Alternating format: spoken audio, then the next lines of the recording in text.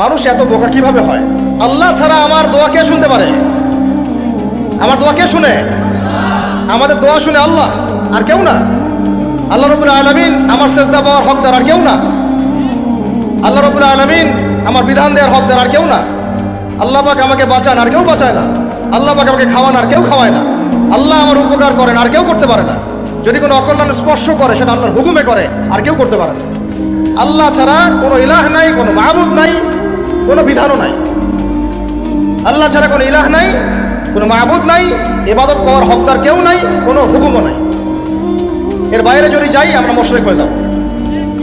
এটা ধর্মীয় অঙ্গনে, আপনার সংস্কৃতির মধ্যে এগুলো আছে। হুতুম পেশা নিয়ে রাস্তাঘাটে ঘুরবে আমাদের ছেলেপেলে কয়েকদিন করে, ঘুরছেও আর এর আগে কয়েকদিন। ও মনে করে যে হুতুম পেঁচা আমার কল্যাণ ডেকে নিয়ে আসবে।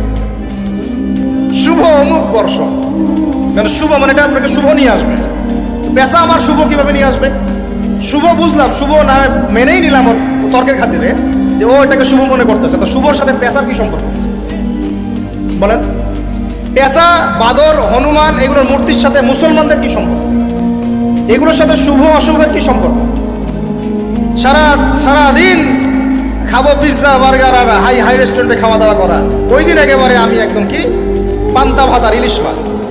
ওই দিন আবার এটার দাম হবে 2000 টাকা, 5000 টাকা প্লেট। মানে গরিবের সাথে একটা মস্করা করা, গরিবের সাথে একটা টিটকারি মারবার। এই গরিব মানুষরা পান্তা ভাত খাইতে কিন্তু মজা লাগে। আমরাও খাই মাঝে মাঝে, যারা খায় না তারা তো জানে না। পান্তা অনেকে বাধ্য হয়ে খায়, খাওয়ার নাই বাসায়, পান্তা বাধ্য হয়ে খায়। ওটাকে আপনি 5000 টাকা প্লেটে, 3000 টাকা প্লেটে খাওয়াচ্ছেন। গরিবের সাথে মস্করা। ওই টাকাটা তো গরিবকে দিতে পারতেন। কুরবানিদের সময় এরা বের হয় যে গরু কুরবানি না করে টাকাটা যদি দিত মানুষকে, তাই না? তা আমরা তো গরু কুরবানি করে 3 ভাগই করি। 1 ভাগ তো দিয়েই দিই মানুষকে, মিসকিনদেরকে 1 ভাগ দিয়ে দেই, 1 ভাগ কাকে দেই? আত্মীয়দেরকে দিয়ে দেই, আর 1টা ভাগ আমরা খাই। আমরা কি সব পুরা গরু ভোগবাদী দর্শনে খাই? এটা ত্যাগের চেতনায় খাওয়া। তুমি কয়দিন একটা পশু জবাই করে 3 ভাগ করে মানুষকে দিছো? হ্যাঁ, একটা ব্রয়লার মুরগিও তো 3 ভাগ করে মানুষকে খাওয়া না। এরা হচ্ছে সংস্কৃতির নামে যা চলতেছে, এটা নিয়ে আমি ইনশাল্লাহ আরেকদিন কথা বলবো। এই সংস্কৃতির নামে যা চলতেছে আপনাদেরকে মুশরিক বানায় ফেলতেছে। মুশরিক হয়ে যাচ্ছি আমরা এভাবে। আমাদের সংস্কৃতি এমন সংস্কৃতি আমরা লালন করি, পালন করি অবশ্যই, যেটা আমাদের জাতির সাথে মিল আছে, বাঙালি সভ্যতার সাথে মিল আছে, কিন্তু এটা কুরআন সুন্নাহর সাথে সাংঘর্ষিক না। যদি সাংঘর্ষিক হয় আমরা সেটা নিতে পারবো না। আর কুরআন সুন্নাহর সাথে সাংঘর্ষিক কোনো সংস্কৃতি নাইও আসলে। বাঙালি সংস্কৃতির মধ্যে কুরআন সুন্নাহর সাথে সাংঘর্ষিক কিছু ছিল না, নতুন করে আমদানি করা হয়েছে। এখন আসেন, আপনার অর্থনীতির মধ্যেও শিরক আছে, বুঝাইতে গিয়ে এদিকে চলে আসছে। আমার হাতে একটা কিতাব দেখা যায়, কি এটা বলেন? আমরা সবাই এটাকে ভালোবাসি, মহব্বত করি, সত্যি করে বলেন। আল্লাহর কিতাব, নাউজুবিল্লাহ, কেউ যদি কোনো অমুসলিম জ্বালায় দেয় আপনার সামনে, আপনার রাগ উঠবে? আচ্ছা বুঝলাম, এটা তো বুঝলাম, আপনার আবেগ আমি শ্রদ্ধা করি। এখন এই কিতাবের মধ্যে আল্লাহ পাক সুদ হারাম করছেন। এই কিতাবের মধ্যে আল্লাহ বলেছেন যে চুরি করলে চোরের হাত কাটে দিও। এই কিতাবে আল্লাহ বলছেন তোমরা ইয়াংরা স্পেশালি জেনার কাছেও যাও না। এটা ইয়াংদেরকে বলবো স্পেশালি, জেনার করিও না, না মেয়ের সাথে হাত ধরিও না, না ঘরে ঢুকিও না এমন না, বেডে যাও না এমন না, ওর কাছেও যাও না। এই কিতাবে আল্লাহ পাক বলেছেন মাদক দ্রব্য হারাম। এই কিতাবে আল্লাহ পাক বলেছেন কি আল্লাহর সাথে কাউকে শরীক করা যাবে না, রাসূলের সুন্নতের বাইরে যাওয়া যাবে না। এই কিতাবে আল্লাহ পাক বলেছেন ডাকাতি করলে ডান দিকের হাত বাম দিকের পা কেটে ফেলবা, জেনা করলে 100টা বেত্রাঘাত করবা, মাদক দ্রব্য পান করলে 40টা বেত্রাঘাত করবা, বিবাহিত ব্যক্তি যদি ব্যভিচার করে রজম করে হত্যা করবা, সমকামিতা যদি কেউ করে নবীজি বলেছেন ফাকতুলুল ফাইলা ওয়াল মাফউলা বিহি। তাহলে ওই ইসলামিক গভর্নমেন্টের উপর দায়িত্ব হচ্ছে যে করেছে এবং যার সাথে করা হয়েছে দুইটাকেই মৃত্যুদণ্ড দেওয়া। উরজুমুল আলা ওয়াল আসফালা মিনহুমা, নবীজি বলছেন উপরে যে আছে নিচে যে আছে দুইটাকেই রজম করবা। এখন এগুলো কোরআনের কথা, আর আপনারা বলছেন আপনারা এই কোরআনকে ভালোবাসেন। বাস্তবিক অর্থে আমাদের এই দাবিটা 100% সত্য না। আমরা মোটেই কোরআনকে মন থেকে ভালোবাসি না, আমি বিশ্বাস করি না এটা। যদি কোরআনকে মন থেকে ভালোবাসতেন আপনি এখন কোরআন তেলাওয়াত করা শিখতেন। কোরআনকে যদি আপনি ভালোবেসেই থাকেন, এই কিতাবের সমস্ত নিষেধ বর্জন করতে হবে। এটাতে কঠিন, এটা কঠিন, এটা কি কঠিন? কঠিন, এটা আসলেই কঠিন। আমল করা সহজ, নামাজ আপনি চাইলে হয়তো এখন গিয়ে করতে পারবেন, সুদটা এখন ছাড়তে পারবেন না। ঘুষের টাকাটা ফেরত দেওয়া কঠিন, বোনের সম্পত্তি ফেরত দেওয়া কঠিন, মাপে কম দিয়েছেন, মানুষকে ঠকিয়েছেন, এটা ফেরত দেওয়া কঠিন। নিষেধ ছাড়া কঠিন। নিয়াত করি, পাক্কা নিয়াত করি, আল্লাহ পাক এই কিতাবের সমস্ত নিষেধ আমাকে ছাড়া তৌফিক দান করেন, আপনাদের সবাইকে ছাড়া তৌফিক দান। আমরা কোনো অবস্থায় শিরিক করবো না ইনশাল্লাহ, আমরা বেদাতি আমল করবো না ইনশাল্লাহ, আমরা ইনশাল্লাহ হারাম খাবো না, জেনার ধার কাছেও যাবো না ইনশাল্লাহ। আমরা কোনো অবস্থায় বেপর্দায় চলবো, কোনো অবস্থায় আমাদের বোনরা যেন বেপর্দায় বাইরে না যায়। আমরা কোনো অবস্থায় বেপর্দায় চলবো না ইনশাল্লাহ। নারী পুরুষের ফ্রি মিক্সিং করবো না ইনশাল্লাহ। আমরা সুদ খাবো না, ঘুষ খাবো না, দুর্নীতি করবো না, মানুষকে ঠকাবো না, সৎ থাকবো, সত্যবাদী হব, আল্লাহ জান্নাত দিবে ইনশাল্লাহ। বোনদের কথা চলে আসছে, আমি একটা খালি সতর্ক করে দেই মাঝখানে, পরে না হলে ভুলে যাব। বোনদের কথা চলে আসছে, আমি একটা কথা বলতে চাচ্ছি, শোনেন। আচ্ছা, আমি দিনী ভাইদেরকেও বলতেছি আর বোনদেরকেও বলতেছি, আমাদের সমাজে একটা সমস্যা প্রকট আকার ধারণ করতেছে। এমনিতে একটু বসেন, মনোযোগ দেন, আমি খুব লম্বা করবো না ইনশাল্লাহ, আপনাদেরকে বিরক্ত করবো না। আমাদের সমাজে এমনিতেই শিরক ছিল, আছে না? ওই যে বলছি যে আবু জাহেলের যুগে শিরক ছিল, এই যুগে শিরক আছে। আবু জাহেলের যুগে রিবা ছিল, এই যুগে কি আছে? রিবা আছে। আবু জাহেলের যুগে জেনা ছিল, এই যুগে নাই জেনা। আবু জাহেলের যুগে গোত্রে গোত্রে মারামারি ছিল, এখন নাই। হানাহানি কাটাকাটি আছে না? আবু জাহেলের যুগে নারীর অবমাননা ছিল, এখন নাই। ওইটাই বলছিলাম যে আবু জাহেলের যুগ কিন্তু এখনো শেষ হয় নাই। আল্লাহ নবী সাল্লাল্লাহু আলাইহি ওয়াসাল্লাম সেটাকে, ওই নোংরা বৃক্ষটাকে উপরে ফেলে পবিত্র বৃক্ষ রোপণ করে দেখিয়েছিলেন। 1250 বছর এর উপরে ফল খেয়েছি আমরা। তারপরে বিগত এই যে 200-250 বছর থেকে অধঃপতন হতে হতে হতে হতে আজকে আমাদের এই অবস্থা হয়েছে। এখন সমাজের মধ্যে কিন্তু অনেক প্রবলেম আছে। আমি একটা আপনাদেরকে সতর্ক করতে চাই, সমাজের মধ্যে এমনিতেই শিরক আছে, এমনি সুদ আছে, এমনিতেই এখানে মাদকদ্রব্যের ব্যাপকতা আছে, মেয়েদের বেপরদামি আছে, ফ্রি মিক্সিং আছে, পর্নোগ্রাফি আছে, মাদক আছে, টিকটক, পাবজি, ফ্রি ফায়ারের সমস্যা আছে, যুবকদেরকে বিভিন্ন পলিটিক্যাল জায়গায় হানাহানি মারামারিতে লাগাই দেওয়া হচ্ছে, এই সমস্যাগুলো আছে না? এমনি হাজারটা সমস্যা আছে। এর মধ্যেও জেনা বেড়েছে, পরকীয়া বেড়েছে, পর্নোগ্রাফি বেড়েছে, সমকামিতা বেড়েছে, এরপর শুরু হয়েছে। কথা বুঝতে পারছেন? এর আড়ালে আরেকটা সমস্যা আছে, এটা অনেকেই আমরা দেখতে পারি না এবং আমরা এটা জানিও না, অনেকে বোঝার চেষ্টা করছি না। আমার কথাটা এই অংশটুকু যুবক যুবতীরা খুব ভালো করে শুনেন। দিনী বোন যাদের বয়স হায়েজ হয়ে গেছে, যাদের হায়েজ হয়েছে, এখান থেকে শুরু করে সবাই যারা বালেগ হয়েছে, আমরা ছেলেরা সবাই ভালো করে কথাটা শুনেন। বাংলাদেশে পিছন থেকে একটা নতুন সমস্যা রাইজ করতেছে। সমস্যাটা হচ্ছে, এমনিতেই আমাদের ছেলে মেয়েদের মধ্যে হারাম সম্পর্ক ছিল।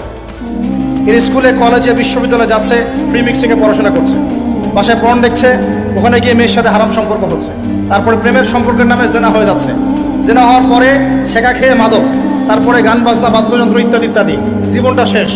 এদিকে ওই ব্যভিচারী মেয়েরা কারো কারো ঘরে যাচ্ছে, তারা আমাকে বলতে দেন, ব্যভিচারী মেয়েরা কারো কারো ঘরে যাচ্ছে, ওদেরকে নিয়ে আপনারা আবার সংসার করতেছি।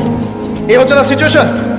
একজনের 5টা গার্লফ্রেন্ড, একজনের 4টা গার্লফ্রেন্ড, আরেকজনের 3টা বয়ফ্রেন্ড, 4টা বয়ফ্রেন্ড, এই ধাপগুলো পার হয়ে হয়ে এরা সংসারের জীবনে আসতেছে যখন বয়স হয়ে যাচ্ছে 25-30। সমস্যা কিন্তু এটা ম্যাক্সিমাম সবার ক্ষেত্রে হচ্ছে বলবো না, অনেক একটা বড় অংশ এই সমস্যা ফেস করতেছে। এর মধ্যে এই ফ্রি মিক্সিং এর মধ্যে শুরু হয়েছে নতুন একটা জিনিস, যে ভালোবাসার আবার লিঙ্গ কি, ভালোবাসার আবার এখানেই শুরু হয়েছে ছেলে ছেলে জেনা করা এবং মেয়ে মেয়ে জেনা করা। ছেলে ছেলে জেনা করা আর কি বললাম বলেন, মেয়ে মেয়ে জেনা করা, নাউজুবিল্লাহ। এটা কমে লুত, এর শাস্তি আসবে যদি আমরা তওবা করে ফিরে না আসি।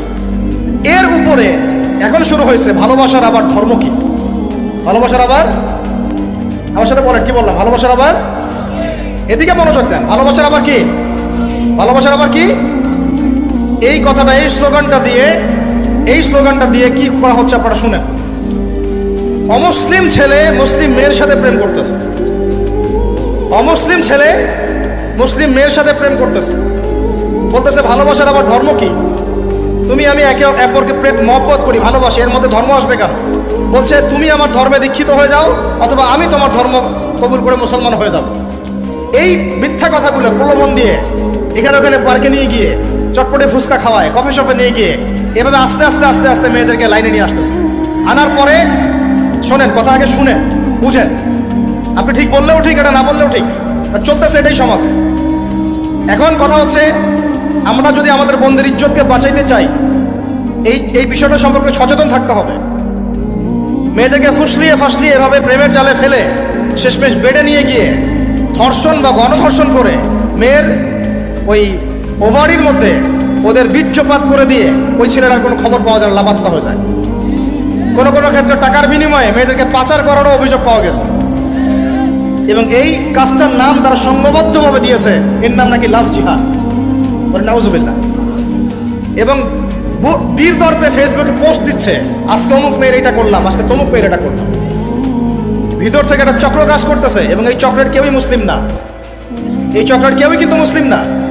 বাইরে আবার পরিচয় দিতে পারে যে আমি মুসলিম, আমার নাম অমুক, নাম পরিবর্তন করে মুসলিম মেয়েদেরকে ফুসলিয়ে ফাসলিয়ে এই জেনার ফাঁদে ফেলে ওর পিছনে কিছু টাকা খরচ করে, কিছু সময় দিয়ে ওকে প্রয়োজনে ঘুমের ওষুধ খাওয়ায়, প্রয়োজনে আবার জাদুটোনা করে, বান মারে, ওকে ওকে তাবিজ কবজ করে বিছনায় নিয়ে এসে ধর্ষণ বা গণধর্ষণ করে, ওই ভিডিওগুলো দিয়ে পরে ওকে ব্ল্যাকমেইল করে, পরের কাছ থেকে টাকা খাওয়া শুরু করে। কোনো কোনো ক্ষেত্রে মেয়েদেরকে পাচারও করে দিচ্ছে। আমাদের মেয়েদেরকে বলতেছি, কোনো অবস্থাতেই কোনো মুসলমান ছেলের সাথে কোনো অবৈধ সম্পর্কে যাবেন না। আর অমুসলিম হলে তো কোনো কথাই নাই। অমুসলিমের সাথে আপনার কিসের প্রেমের সম্পর্ক? একটা চট দিয়ে দাঁত ফেলে দেওয়া দরকার মেয়ের।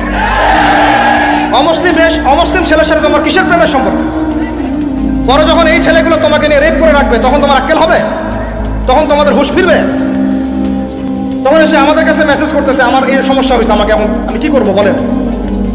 আমাদের ওয়াইফদের কাছে মেসেজ করে, এরকম এরকম হয়েছে আমার সাথে, আমরা কি করবো বলেন? তোমাকে কে যাইতে বলছো এই ছেলের কাছে? তুমি তোমার ইজ্জত ওখানে, তুমি তোমার পায়জামা কিভাবে খুললা সেখানে? আর কিভাবে বলবো বলেন?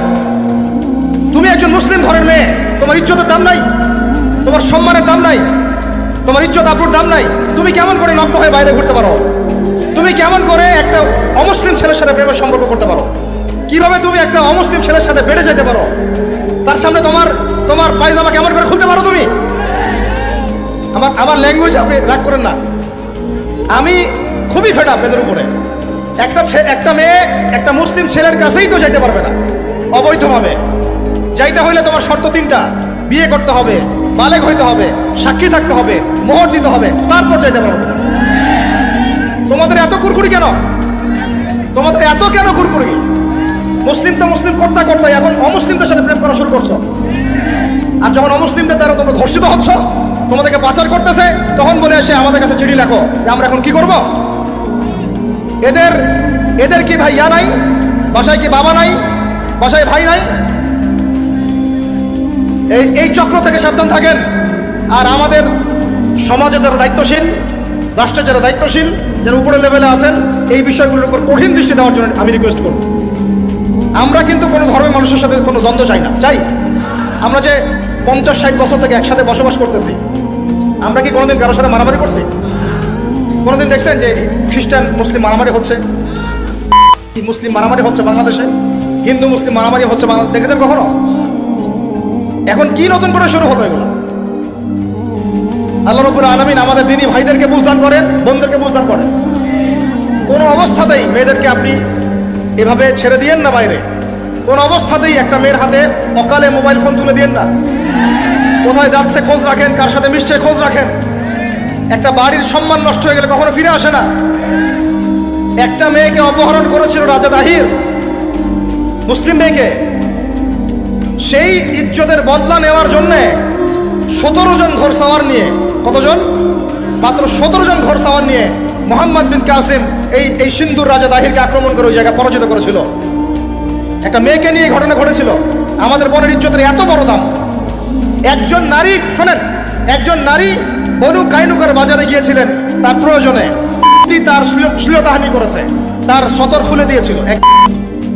এটা দেখে একজন মুসলিম ভাই সেখানে থাকতে না পারে ওই ইহুদির গর্দান নামিয়ে দেয়। এই ইস্যুকে কেন্দ্র করে ইহুদিরা মিলে ওই ভাইকে শহীদ করে। তখন ওই বাজারে ওই ভাই ছাড়া আর কেউ ছিল না, একজনই ভাই ছিল। এরপরে এই মামলা আসলো নবীর দরবারে সাল্লাল্লাহু আলাইহি ওয়াসাল্লাম। এটা মদিনার ঘটনা। নবী সাল্লাল্লাহু আলাইহি ওয়াসাল্লাম ওই সাহাবীকে তো দোষারোপ করেনই নাই, ওই সাহাবীকে দোষারোপ করেন নাই, বরং নিজে বর্ম পরে অন্য সাহাবীদেরকে বলেছেন তোমরা বের হও, আমরা বনু কাইনুকা আক্রমণ করবো, ওকে এখান থেকে বের করে দেব। একজন দিনী বোনের ইজ্জতের বদলা নেওয়ার জন্য পুরো বনু কাইনুকার সাথে যুদ্ধ হয়েছে। আর আমাদের বোনরা স্বেচ্ছায় ইজ্জত বিলি দিচ্ছ। তোমরা হচ্ছে মাটির তলে চলে যাও, তোমাদের বেঁচে থাকার চেয়ে মাটির তলে চলে যাও। তোমরা নিজেরা স্বেচ্ছায় ইজ্জতের বিসর্জন দিচ্ছ। আমি ইয়াং ছেলে পেলেদেরকে বলছি, ভাই আমরা আসছি আল্লাহর ইবাদত করতে, এখানে আল্লাহর দিনকে জিন্দা করতে, আল্লাহর দিনকে সমাজে কায়েম করতে। জিনার সাথে আমাদের কি সম্পর্ক থাকতে পারে? পর্নের সাথে আমার আপনার কি সম্পর্ক থাকতে পারে? আপনার আমার এরকম হারাম সম্পর্কের সাথে কি সম্পর্ক থাকতে পারে? এগুলো কোনো অবস্থাতে আমরা ধার কাছে যাবো না ইনশাআল্লাহ। আল্লাহ রাব্বুল আলামিন আমাদের ভাইদেরকে বুঝদান করেন, বোনদেরকে বুঝদান করেন। আমি যা বলেছি আমাকে আমল করার তৌফিক দান করেন, আপনাদের সবাইকে আমল করার তৌফিক দান করেন। তাই শেষ করে দেই, শেষ কথাগুলো হচ্ছে এই যে শিরক আর এই যে কুফর, এই হারাম, এই জাহেলিয়াত, এই নোংরা শেকড়, এগুলো এখনো দূর হয় নাই। এগুলো দূর করতে হলে আমাদেরকে বুঝতে হবে শিরক কত প্রকার, কি কি, তাওহীদ কাকে বলে, কত প্রকার, কি কি, সুন্নাহ ভিত্তিক জীবন গড়া, এলেম অর্জন করা, ওলামায়ে কেরামের কাছে এসে সোহবতে থাকা, হালাল খাওয়া, নিজেদের পরিবারের যত্ন নেন, পরিবারকে নিয়ন্ত্রণ করেন, সৎ কাজে আদেশ করেন, অসৎ কাজে নিষেধ করেন। আল্লাহর ওয়াস্তে দিনের এই মেহনত, এই দাওয়াতের মেহনতে আপনিও কাফেলায় শরীক হন।